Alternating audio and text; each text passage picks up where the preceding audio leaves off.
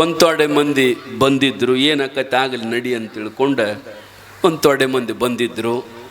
ಬಿಟ್ಟವರ ಭಾಳ ಮಂದಿ ಇದ್ರು, ಬಂದವರ ಕಡಿಮೆ ಇದ್ರು. ಇವತ್ತು ಆರಾಮದ, ಗಾಳಿ ಅದ, ಮಳೆ ಇಲ್ಲ, ಧೂಳಿ ಅದ, ಊಟದ, ಹೋಗೋ ನಡ್ರಿ ಅಂತ ಬಂದವರು ಭಾಳ ಮಂದಿ ಅದಾರ. ಬೈಬೇಡ್ರಿ ಹಿಂಗಂತಾನ ಸ್ವಾಮಿ ಅಂಥೇಳಿ. ಯಾಕಂತಂದ್ರೆ ಇವತ್ತು ವಿಶೇಷವಾಗಿ ತಾವೆಲ್ಲ ಸದ್ಭಕ್ತರು ಆಗಮಿಸಿದಿರಿ. ನಿನ್ನೆ ಒಂದು ಮಾತು ಹೇಳಿ ನಾನು, ಏನಂತಂದ್ರೆ ಮನುಷ್ಯ ಜೀವನದೊಳಗೆ ಮಹಾತ್ಮರ ಮಾತುಗಳನ್ನು ಕೇಳುವ, ಅದರ ಜೊತೆಗೆ ಮನೆಯಲ್ಲಿರ್ತಕ್ಕಂಥ ಹಿರಿಯರ ಮಾತುಗಳನ್ನು ನಾವು ಗೌರವಿಸಬೇಕು. ಯಾಕಂತಂದ್ರೆ ಅವರ ಮಾತಿನೊಳಗೆ ಬಹಳ ದೊಡ್ಡ ಅರ್ಥ ಇರ್ತದೆ. ಮಹಾತ್ಮರು ಏನು ಹೇಳ್ತಿರ್ತಾರೆ, ಸಂತರು ಏನು ಹೇಳ್ತಿರ್ತಾರೆ ಅಂತಂದ್ರೆ ನಿಮ್ಮ ಜೀವನ ಸಾರ್ಥಕ ಆಗಲಿ ಅಂತಕ್ಕಂಥ ಮಾತುಗಳನ್ನು ತಮ್ಮೆಲ್ಲರಿಗೆ ಮಹಾತ್ಮರು ಹೇಳ್ತಿರ್ತಾರೆ. ಮಹಾತ್ಮರು ಏನು ಮಾಡ್ತಾರೆ ಅಂತಂದ್ರೆ ನಿಮ್ಮ ಮನಸ್ಸನ್ನು ಸ್ವಚ್ಛ ಮಾಡ್ತಾರೆ, ನಿಮ್ಮ ಬುದ್ಧಿಯನ್ನು ಸ್ವಚ್ಛ ಮಾಡ್ತಾರೆ, ನಿಮ್ಮ ಕಣ್ಣು ಸ್ವಚ್ಛ ಮಾಡ್ತಾರೆ, ನಿಮ್ಮ ಕಿವಿ ಸ್ವಚ್ಛ ಮಾಡ್ತಾರೆ. ಮಹಾತ್ಮರ ಹತ್ತಿರ ಅಂತಹ ಸಾಮರ್ಥ್ಯ ಇರ್ತದ. ಅಷ್ಟೇ ಅಲ್ಲ, ಮಹಾತ್ಮರು ಸದ್ಗುರುಗಳು ಮನಸ್ಸು ಮಾಡಿದರೆ ನಿಮಗೆ ಆ ಕೈಲಾಸದಲ್ಲಿರ್ತಕ್ಕಂಥ ಪರಮಾತ್ಮನ ದರ್ಶನವನ್ನೂ ಕೂಡ ಮಾಡಿಸ್ತಾರೆ. ಅಂತಹ ಶಕ್ತಿ ಪೂಜ್ಯರಲ್ಲಿ ಇರ್ತದೆ. ಆದ್ದರಿಂದ ನಾವು ಮಹಾತ್ಮರ ಮಾತುಗಳನ್ನು ಕೇಳವು. ಮನುಷ್ಯ ಬುದ್ಧಿಯಿಂದ ಬಹಳ ಭ್ರಷ್ಟ ಇರ್ತಾನೆ. ನಾವು ಎಲ್ಲದಕ್ಕಿಂತಲೂ ಹೆಚ್ಚು ಏನು ಸ್ವಚ್ಛ ಮಾಡ್ಬೇಕಂತಂದ್ರೆ ನಮ್ಮ ಅಂತರಂಗವನ್ನು ಸ್ವಚ್ಛ ಮಾಡಬೇಕು, ಅಂತರಂಗವನ್ನು ಶುದ್ಧಿ ಮಾಡಬೇಕು. ಬಹಳ ಮಂದಿ ಮನೆಯೊಳಗೆ ಏನಾರ ಹೆಚ್ಚು ಕಡಿಮೆ ಆಗ್ಯದಂತ ತಿಳ್ಕೊಂಡು ಮನ್ಯಾಗ ಶುದ್ಧಿ ಮಾಡ್ತಾರೆ. ಆಕಳು ಗೋಮಂತ್ರ ತಗೊಂಡು ಹೋಗಿ ಮನೆ ತುಂಬ ಗೊಜ್ಜಿದ್ರೆ ನಮ್ಮ ಮನೆ ಶುದ್ಧಿ ಆಯ್ತು ರೀ, ಹೌದಿಲ್ಲ? ಬಹಳ ಕಾಡಕತ್ತದಂತ ತಿಳ್ಕೊಂಡು ಯಾರಿಗಾರ ಕರೆಸಿ ನವಗ್ರಹ ಪೂಜಾ ಮತ್ತು ಇನ್ನುಳಿದ ಪೂಜೆಗಳನ್ನು ಹಾಕ್ಸಿದ್ರೆ ನಮ್ಮ ಮಣಿ ಶುದ್ಧಿ ಆಯ್ತರಿ. ಬರೋಬರಿಯವ್ವ, ನಿಮ್ಮ ಮಣಿ ಶುದ್ಧಿ ಆಗ್ಯದ,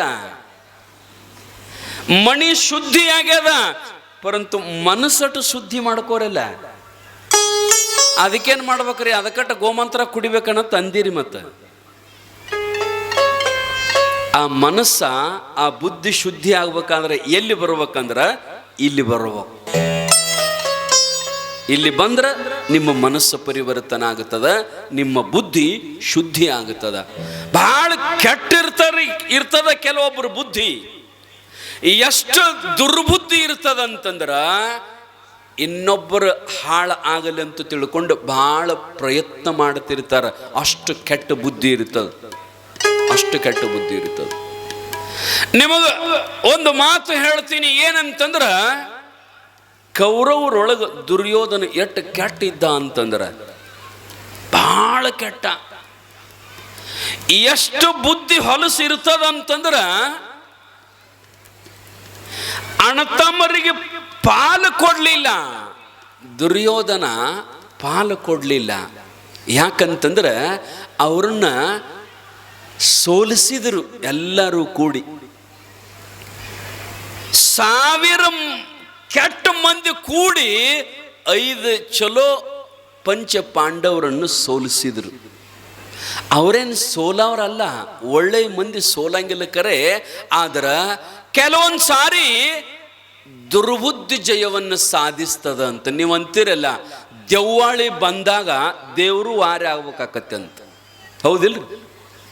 ದೆವ್ವಿನ ಆಳಿಕೆ ಬಂದಾಗ, ದೆವ್ವಿನ ಹೊಳಿ ಬಂದಾಗ, ದೆವ್ವಳಿ ಬಂದಾಗ ದೇವ್ರ ಸರಿ ವಾರಿ ಆಗ್ಬೇಕಾಗುತ್ತದಂತ.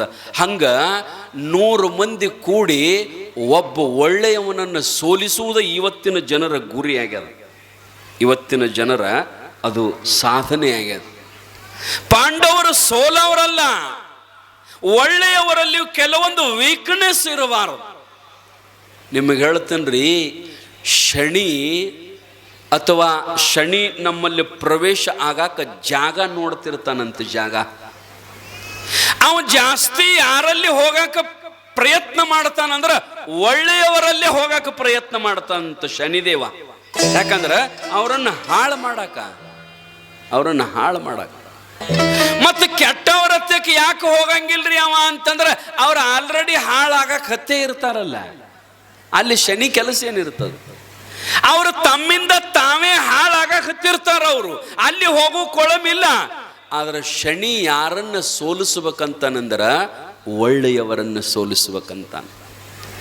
ನಳರಾಜ ಅವನ ಪ್ರಸಂಗ ಕೇಳಬೇಕು ನೀವು. ನಳರಾಜನಂತಹ ಧರ್ಮಿಷ್ಠ ಜಗತ್ತಿನೊಳಗೆ ಯಾರೂ ಇಲ್ಲ. ಅಷ್ಟು ಧರ್ಮವಂತ ನಳರಾಜ, ಅಷ್ಟು ದಾನವಂತ ನಳರಾಜ, ಅಷ್ಟು ಪುಣ್ಯವಂತ ನಳರಾಜ. ಆದ್ರೆ ಅವನನ್ನ ಕಾಡಾಕ ಶನಿಗೆ ಕಳಿಸಿದಂತ ದೇವರಿಗೆ ಅಂಜಿಕೆ ಬತ್ತತ್ತು ಮ್ಯಾಲ ಕೈಲಾಸದೊಳಗೆ. ಶನಿಗೆ ಹೇಳಿದಂತ, ಹೋಗು ಆ ನಳರಾಜನ ಹತ್ತಿರ ಹೋಗಿ ಅವನ ಬುದ್ಧಿ ಪಲ್ಟ ಮಾಡು, ಅವನಿಂದ ಕೆಟ್ಟ ಆಗತಕ್ಕಂಥ ಪಾಪ ಆಗತಕ್ಕಂಥ ಬುದ್ಧಿ ಅವನಲ್ಲಿ ಕೊಡು, ಅವ ಹಾಳಾಗಬೇಕು. ಯಾಕಂದ್ರ ಇಡೀ ನಾಡಿಗೆ ನಾಡ ದೇಶಕ್ಕೆ ದೇಶ ನಳರಾಜನೇ ದೇವ್ರ ಅನ್ನೋ ಲೆಕ್ಕಕ್ಕೆ ಬಂದ್ರ ಜನ. ಮ್ಯಾಗಿದ್ದ ದೇವ್ರನ್ನ ಮರ್ತರಂತ್ರಿ ಮಂದಿ. ಅದಕ್ಕೆ ದೇವ್ರಿಗೆ ಹೊಟ್ಟೆ ಕಿಚ್ಚು ಬಂತಂತ. ಇನ್ನೆಲ್ಲಾರು ನಮ್ಮನ್ನ ಮರೆತ ಬರೀ ಅವನೇ ನಳರಾಜನ ದೇವ್ರಂತ ಕುಂತರಂದ್ರ ನಮ್ಮ ಗತಿ ಹೆಂಗ? ಶನಿದೇವನೇ ಅವನು ಹೋಗು, ಅವನ ಹೃದಯದೊಳಗೆ ಅವನ ಶರೀರದೊಳಗೆ ಹೋಗಿ ಅವನೆಲ್ಲ ಕೆಟ್ಟ ಆಗುವಂಗ ಮಾಡಿಬಿಡು. ದೇವ್ರ ಜನ ಅವ್ನು ನೋಡಿದ ಕೂಡಲೇ ಅಂಜಬೇಕು ನೋಡಿ, ಹಂಗ ಮಾಡಂತ ತಿಳ್ಕೊಂಡು ಶನಿದೇವನ ಕಳಿಸಿದಂತ. ಯಾರಿಗೆ? ನಳರಾಜನಿಗೆ ಕೆಟ್ಟ ಮಾಡಾಕ. ಆದ್ರ ಶನಿದೇವ ಯಾವಾಗ ನಿಮ್ಮ ಮಣಿ ಪ್ರವೇಶ ಮಾಡ್ತಾನಂದ್ರ, ಯಾವಾಗ ನಿಮ್ಮ ಶರೀರ ಪ್ರವೇಶ ಮಾಡ್ತಾನಂದ್ರ, ಜೀವನದೊಳಗೆ ನೀವು ಎಂದು ತಪ್ಪು ಮಾಡ್ತೀರಲ್ಲ, ಮಾಡಬಾರದ ಕೆಲಸ ಮಾಡ್ತೀರಲ್ಲ, ಅಲ್ಲದ್ದು ಮಾಡ್ತೀರಲ್ಲ, ಆವತ್ತು ಶನಿ ನಿಮ್ಮ ದೇಹದೊಳಗ ನಿಮ್ಮ ಮಣಿಯೊಳಗ ಪ್ರವೇಶ ಆಗ್ತಾನಂತ. ಅಲ್ಲಿ ತಕ ಅವ ಮನ್ಯಾಗ ಬರಾಕ ಚಾನ್ಸೇ ಇಲ್ಲ. ಶನಿದೇವ ಬಂದ ನಳರಾಜನ ಶರೀರದೊಳಗೆ ದೇಹದೊಳಗೆ ಪ್ರವೇಶ ಮಾಡ್ಬೇಕಂತ 3 ತಿಂಗಳು ಅವನ ಮಣಿ ಬಾಗಲ್ದಾಗ ಕೂತಂತ್ರಿ ಶನಿದೇವ. ನೋಡ್ರಿ ಅಂತ ಆಶ್ಚರ್ಯ. ಶನಿದೇವ, ಶನಿ ಮಹಾರಾಜ ಅವನ್ನ ಕಾಡಬೇಕು, ಅವನಿಗೆ ದುಃಖ ಕೊಡಬೇಕು, ಅವನ ಸಂಸಾರ ಹಾಳು ಮಾಡ್ಬೇಕಂತ ಶನಿದೇವ ನಳರಾಜನ ಬಾಗಲದೊಳಗೆ 3 ತಿಂಗಳು ಬಂದು ಕುಂತರು ಅವನ ಮನ್ಯಾಗ ಹೋಗಾಕ ಆಗವಲ್ತ ಅವನಿಗೆ. ಯಾಕಂದ್ರೆ ಜೀವನದೊಳಗೆ ತಪ್ಪ ಮಾಡವಲ್ಲ ನಳರಾಜ. ಅವನಿಂದ ಒಂದು ಅಲ್ಲದ ಕೆಲಸ ನಡೆಯುವಲ್ತು, ಒಂದು ಪಾಪದ ಕೆಲಸ ಆಗವಲ್ತು, ಒಂದು ತಪ್ಪು ಮಾಡವಲ್ಲ. ಹೆಂಗ ಅವನ ಮನೆಯೊಳಗೆ ಹೋಗ್ಬೇಕು, ಹೆಂಗ ಅವನ ಮನಸ್ಸಿನೊಳಗೆ ಹೋಗ್ಬೇಕು, ಹೆಂಗ ಅವನ ದೇಹದೊಳಗೆ ಹೋಗ್ಬೇಕು. ಮತ್ತು ದೇವರುಗಳು ಅವನ ಹತ್ಯಕ್ಕೆ ಬಂದು ಭೇಟಿ ಆಗಾಕತ್ತೀರಂತೆ. ಯಾಕೋ ಹೋಗುವಲ್ಲ? ನಳರಾಜನ ದೇಹದೊಳಗ, ನಳರಾಜನ ಮಣಿಯೊಳಗೆ ಯಾಕೆ ಹೋಗುವಲ್ಲಿ ಅಂತ ದೇವತೆಗಳೆಲ್ಲ ಕೇಳಿದಾಗ ಶನಿ ಹೇಳಿದಂತ, ನಂದೊಂದು ನೇಮದ. ಏನಂತಂದ್ರೆ, ಯಾರ ಮನ್ಯಾಗ ನಾ ಹೋಗುತ್ತಾನಂದ್ರೆ, ಯಾರ ಅಲ್ಲದ ಕೆಲಸ ಮಾಡ್ತಾರ, ಯಾರ ಪಾಪದ ಕೆಲಸ ಮಾಡ್ತಾರ, ಅವ್ರ ಮನ್ಯಾಗ ಅಟ್ಟ ಹೋಗ್ಕೊಂಡ. ಯಾರ ಸದಾಚಾರಿಗಳು, ಯಾರ ಸದ್ಗುಣಿಗಳು, ಯಾರ ಸದ್ವಿಚಾರಿಗಳು, ಯಾರ ಸದ್ಗುಣವಂತರದಾರಲ್ಲ, ಅವರಲ್ಲಿ ಹೋಗಕ ಬರಂಗಿಲ್ಲ ನನಗ. ಅವ ಒಂದ ತಪ್ಪು ಮಾಡ್ಲಿಕ್ಕೆ ಸದ್ದ ನಾ ಅವನ ಮಣಿ ಪ್ರವೇಶ ಮಾಡ್ತಾನೆ, ಅವನ ಮಣಿ ಹಾಳು ಮಾಡ್ತಾನಂತ ಶನಿದೇವ 3 ತಿಂಗಳು ಕುಂತು ಬಾಗಲ್ದೊಳಗೆ ದೇವತೆಗಳು ಒತ್ತಾಯ ಮಾಡಿದ್ರಂತೆ, ಹೆಂಗ ಮಾಡಿ ಹೋಗಬೇಕಣಿ ಅವನ ಅಳಗಾಲ ಹಚ್ಚಬೇಕು ಅಂದಾಗ ಶನಿದೇವ ಬಾಗಲ್ದೊಳಗೆ ಕುಂತು ಒಂದು ದಿನ ನೋಡ್ರಿ, ಎಂತ ಟೈಮ್ ನೋಡ್ರಿ. ಎಂಥ ಟೈಮ್ ಅಂತಂದ್ರೆ, ನಳರಾಜ ಹೊರಗೆ ಹೋಗಿದ್ದಂತ ರಥ ತಗೊಂಡು. ಎಲ್ಲೋ ಹೋಗಿದ್ದ, ಒಳಗ ರಥ ತಗೊಂಡು ಊರಿಗೆ ಬಂದ, ಅರಮನೆಗೆ ಬಂದು ತನ್ನ ಮಣಿಯೊಳಗೆ ಹೋಗ್ಬೇಕಾಗಿತ್ತು.